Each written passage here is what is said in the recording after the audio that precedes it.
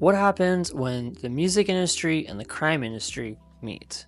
One might argue they're one and the same, but when it comes to comics, that's where we get the book Gunning for Hits by Jeff Rougvie. Jeff Rougvie has worked in record shops and record labels for several years, and he's also worked with David Bowie personally. And some of his interactions and aspects of David Bowie's career is the inspiration for this book.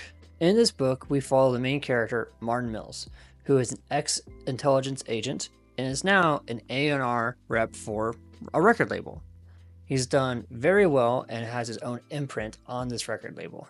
All the bands he acquires are hits, he signs them early before anyone else gets them, and he has an amazing track record. That is, until we meet the band Stunted Growth.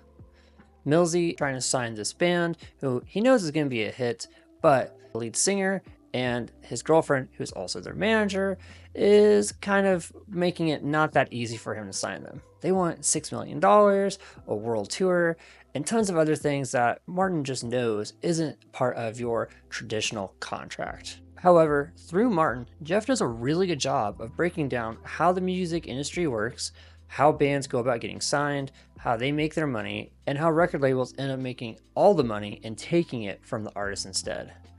It's about 4 pages of this breakdown, but it's a pretty solid breakdown. And it's surprising that it only took 4 pages to do a really good detailed description of the process of signing a band and then kind of screwing them over from a label's perspective. But Martin in this book doesn't really care. He knows that there are systems and tools in place to where he's going to make his money back. So the $6 million this band wants, not a big deal. But the manager of this band and their lead singer, Billy, they know that. And so they decide to try and stick one to Martin and say, we're going to do the $6 million deal, but you're also going to give Billy here a blowjob, which is pretty crazy, especially in a comic book. I was 100% sure we were going to see this, but that's kind of where we get the sense and we get the reveal that Martin isn't exactly who he says he is. He's not just an AR rep, he's a former intelligence agent. And that's when he pulls 2 guns out on them and says, I'm in control, you're not. This can be a rumor, but nothing more than that. So the band signs and they go to New York and they start to record. It's a great start to the comic, and as we dive deeper into the recording process and signing of this band, Stunted Growth, that's when our kind of second main character and David Bowie kind of representative, Brian Slade, walks in. Now the name Brian Slade might sound familiar because it was the same name that was used in the unofficial David Bowie documentary, Velvet Goldmine.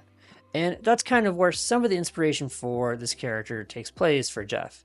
While he has personal dealings with David Bowie and has worked with him one-on-one in the past, he knows that this representation of David Bowie from this unofficial documentary isn't who David Bowie is. So he's like, I can kind of combine who Brian Slade was in this documentary and who David Bowie actually was into one person and just have it be the name. As we go through the rest of the book, though, we see more and more that this is less of a David Bowie character and more of Velvet Goldmine character instead.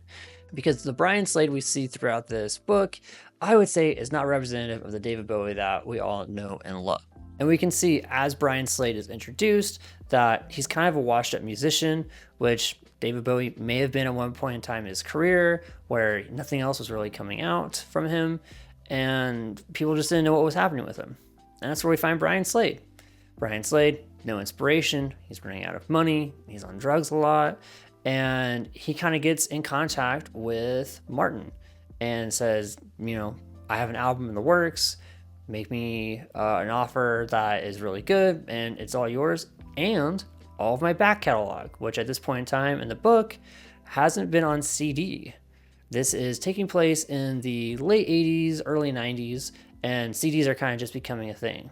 So it hasn't been available for a lot of people to buy on CD, which was a pretty big gold mine for major artists and record labels back in the day.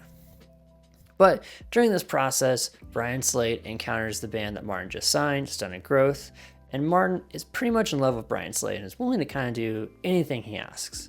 And Billy, the lead singer of Stunted Growth, is also down to pretty much do anything that Brian Slade asks. They're both major fans, and their love for this artist blinds them, and they don't really see how Brian Slade is kind of screwing them over. And through this process of Brian Slade coming to the recording studio, kind of taking over Stunning Growth's album, it racks up a huge studio bill that Martin is going to have to end up paying. And on top of this, one of Martin's ex-intelligence associates also is Brian Slade's bodyguard. And he knows things about Martin that he'd rather not get out.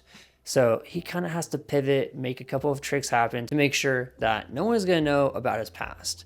This includes getting Brian Slade almost shot just to get this guy fired from his job as Brian Slade's bodyguard. This is actually a little bit of a foreshadowing to what happens later in the book, but we'll get there in a second. As Stunning Growth's album is wrapped up on recording, they start a tour and they realize, wow, Brian Slade took up so much recording time and kind of screwed us over a bit too, because anytime Brian Slade came to the studio, they end up undoing all the work that he put in because it made Stunning Growth sound so bad.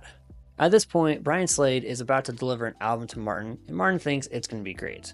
But it turns out this album is terrible, and Martin can't say anything because he signed a pretty strict deal with Brian Slade to get his back catalog. So Martin's left with his new band, Stunning Growth, on tour, but Billy's getting addicted to drugs and writing terrible music that he thinks he needs to write because Brian Slade told him so. And Brian Slade's new album is going to be terrible. And Martin's head is on the line between his bosses and his boss's bosses. So what's he going to do? Well, as Stunning Growth wraps up their tour, Billy is brought back to New York and is put in the hospital for drug treatment.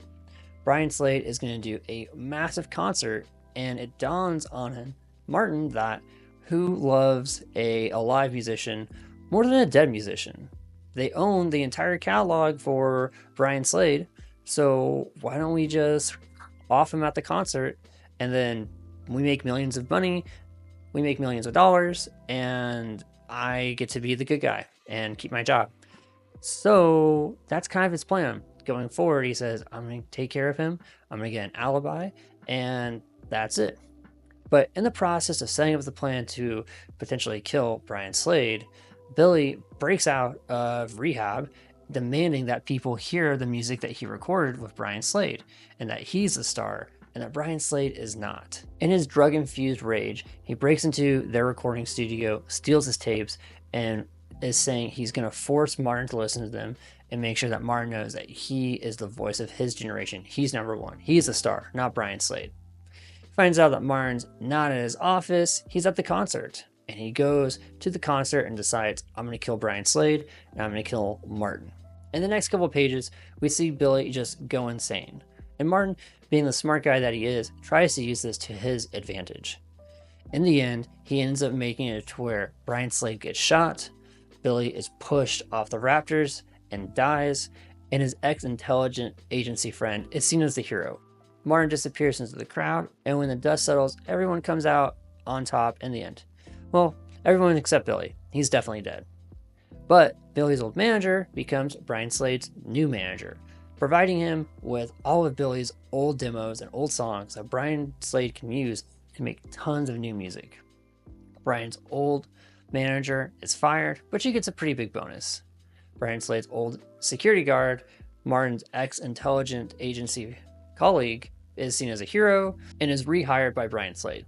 Martin disappears into the background and gets to run the record label from the shadows as he prefers. All in all, this book is a pretty good book. And I would say, there are elements of fantasy in this book, but it doesn't really stray too far from real world things. Because Jeff has a lot of experience in the music industry, we know what this stuff kind of actually would look like in real life. And as the media has become a bigger and bigger aspect in our life, and the music industry seems to be more and more powerful every day, there's lots of things we just don't know if it's real, if it's fake. So a lot of the stuff that we see in this book could have potentially happened at one point in time. But it's obviously just a comic book. Now, one thing I do want to address in this book is while the character is inspired by a specific take on David Bowie, it's not the most accurate take of David Bowie. That take of David Bowie from Velvet Goldmine was from an unofficial documentary, and that's the character that Jeff is writing as a representative of David Bowie, but it's not an accurate representative of David Bowie. I think the character is great, and I think the fact that it looks like David Bowie is a fun way to kind of like pay tribute a little bit. And David Bowie did go through a whole bunch of different phases where we had different characters that he put on, and I think this was what led to him creating a lot of great music. We have a couple of modern day artists that do the same thing and make pretty solid music. I can think of Tyler the Creator and Lady Gaga, who I think have taken some inspiration from David Bowie when it comes to creating characters and then creating music from that character. But the comic book itself, if you're a fan of noir crime or if you're a fan of the music industry, this is a pretty solid book. I would easily rate this 8 out of 10. It was easy to pick up and read. It wasn't something I really wanted to put down. There are a couple of parts in it where it's just some long reads where you're reading like a music review to kind of get some context for what's going to happen in the upcoming pages. But overall, this is a pretty solid review. You can buy this book in a physical copy. It's also available on Global Comics as well. But what do you guys think? Have you read the book Gunning for Hits? Do you think it's a great book? Let me know your thoughts in the comments below, and don't forget to like and subscribe. Peace.